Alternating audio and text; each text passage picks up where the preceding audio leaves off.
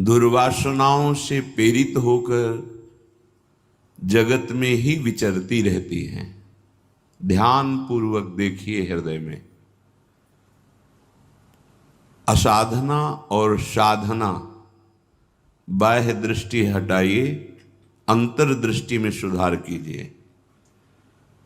बाह्य तो यंत्रों के द्वारा हो रहा है, अंतःकरण यदि सुधर जाए तो बाह्य सब सुधर जाएगा। हम बाह्य सुधारने की चेष्टा करने की वृत्तियां देखते हैं कि ऐसा ऐसा, पर अंतर में हमारा निश्चय गलत है, कभी सुधार नहीं हो सकता। ये बहुत सूक्ष्म बात है। निश्चय सही है तो आप लड़ सकते हैं, बहुत काल तक लड़ सकते हैं और विजय को भी प्राप्त होंगे। पर ये सहज ऐसा नहीं कि आप 4 दिन साधन की और विजय प्राप्त हो गई त्रिगुणात्मिका माया पर, ऐसा नहीं है। ये बहुत धैर्यवान, उकताए हुए पुरुष का ये मार्ग नहीं है, धैर्यवान का है, साहसी पुरुष का मार्ग है। हारना तो है ही नहीं, निराशा तो कभी नहीं आने देना चाहिए। परम वस्तु की प्राप्ति में निराशा की कोई गुंजाइश नहीं। ये बार बार इसलिए कह रहे कि बहुत दीर्घ मार्ग है। हम कुछ दिनों तक संयम से रहते हैं, फिर हमारी वृत्तियां हमको परेशान करती हैं, फिर हम कोशिश करते हैं, फिर परेशान करती हैं। तो उपासक अगर उत्साहहीन हो गया, निराशा युक्त हो गया, तो फिर बहुत मुश्किल होता है। ये पूरे जीवन की बात बता रहे हैं। ऐसा युद्ध बहुत दीर्घ काल तक होता है। इसको सहज में ना मान लें कि कुछ महीने कुछ वर्ष तो हम सिद्ध हो गए। ये ऐसा मार्ग नहीं है, क्योंकि बहुत जन्मों से हमारी दुर्वासना मम सदा परिकर्षयन्ति, वो खींचती रहती है। जैसे जग भी जाए तो सुखद दुखद स्वप्न खींचता है, जगने पर भी। जब उसका अंतराय बहुत लंबा होता है तब वो विस्मरण होता है। नहीं, जग गए हैं बैठे, पर उसी स्वप्न चिंतन में दुखद हुआ या सुखद, उसमें फिर जग के भी डूबने लगते हैं। अगर हमको तत्व ज्ञान भी हो गया है तो हम जिस साधन से तत्व बोध प्राप्त किए, उस साधन की तन्मयता हटने नहीं देना चाहिए। नहीं तो जैसे जगा हुआ पुरुष भी सुखद दुखद स्वप्न का चिंतन करके उसमें तदात्म होने लगता है, ऐसे ही जगा हुआ पुरुष भी, अर्थात ज्ञान को प्राप्त हुआ भी, अगर वो अपने चिंतन को जिस साधन से बोध प्राप्त किया है उसी में स्थित नहीं रखता, तो ये तो रहता है कि स्वप्न है, पर उसकी दुखद सुखद घटना प्रभावित कर देगी। इसलिए आत्मज्ञान से आत्मरति, आत्म तृप्ति, आत्मबोध, उसी में आजीवन ब्रह्मबोध महापुरुष तन्मय रहते हैं, एक क्षण भी व्यर्थ नहीं जाने देते।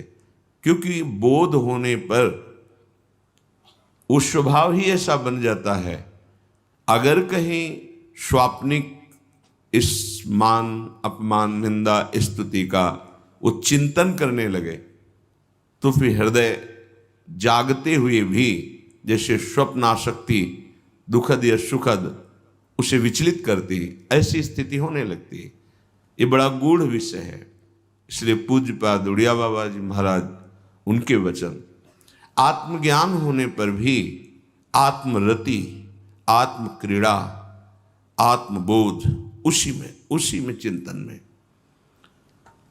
हम भगवत मार्ग में अभी चल रहे हैं, हमारी वृत्तियां बिगड़ती भी हैं।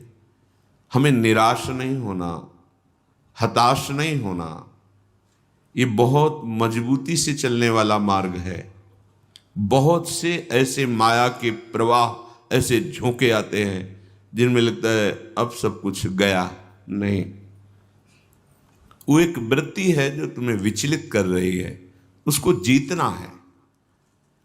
हमें अंतर से ये बात समझनी कि ऐसी गलती क्यों हुई, ऐसी त्रुटि क्यों हुई।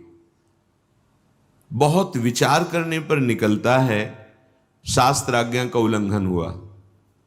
बिल्कुल आज तक के जीवन का अनुभव, जहां हमसे शास्त्र शब्दों का, आज्ञा का उल्लंघन हुआ, वहीं जलन हुई, वहीं हमें निराशा हुई, वहीं हम उदास हुए।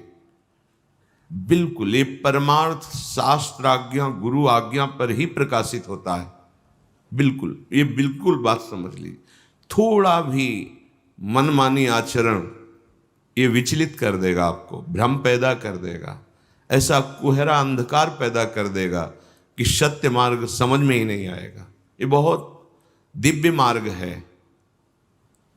ये शास्त्र वाक्य उल्लंघन हुआ कि अंतर ध्यान हो जाएगा, आपको समझ ही नहीं आएगा, उल्टी समझ हो जाएगी। ये बहुत चढ़ाई का मार्ग है। इसीलिए कहा गया भगवत प्राप्ति अत्यंत दुर्लभ है। पर हमें इस दुर्लभता को सुलभता में बदलना है। हमें जो मानव देह मिला है, इसे दुर्लभ मानकर निराश होने के लिए नहीं मिला है।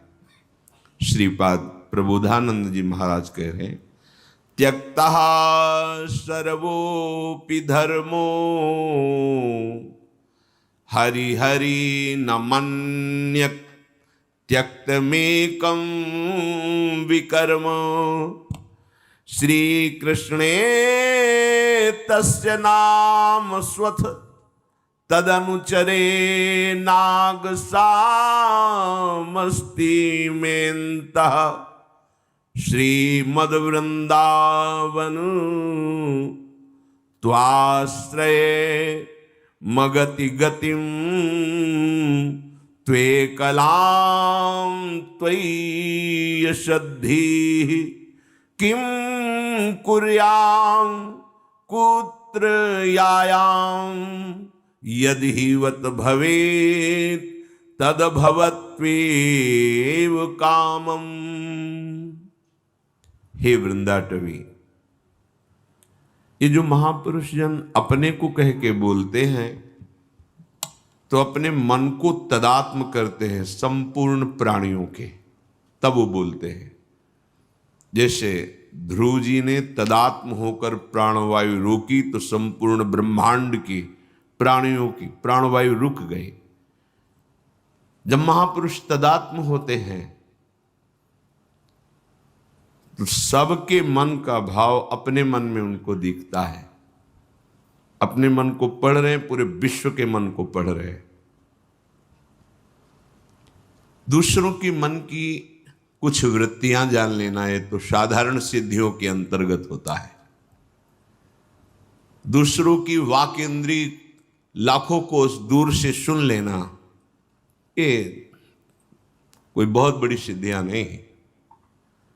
भगवत तत्व में स्थित होने वाला महापुरुष जो अपने मन को प्रभु में लगा करके चिंतन करता है तो संपूर्ण सृष्टि के मनों का रहस्य जानता है। तभी बार बार ऐसा बोल रहे हैं। ब्रह्मबोध होने के बाद फिर कोई अधर्माचरण नहीं होता। फिर ऐसा महापुरुष प्रियालाल के प्रेम में अनुरागी, धाम अनुराग, नाम, प्रियालाल के प्रेम में अनुरागी। प्रियालाल से प्रेम ये दूसरी बात है, प्रियालाल के प्रेम में अनुरागी। लाल ललना मिल हियो सिरावत मोर, प्रियालाल के प्रेम में अनुरागी। इनको भला कहीं असत आचरण की वृत्ति भी उठ सकती है? नहीं। फिर ऐसा बोलते हैं तो ये हमारे लिए बोलते हैं, हमारे मन में तदात्म होकर बोल रहे हैं। कह रहे हे प्रभु, समस्त धर्मों ने मुझे ही छोड़ दिया, ऐसे आचरण हीन हो गए हम। कोई धर्म हम त्यक्तः सर्वोपि धर्मो। हे हरि, हे हरि, मैं कैसे बताऊं? क्योंकि धर्म से चलने वाला राग रहित होता है।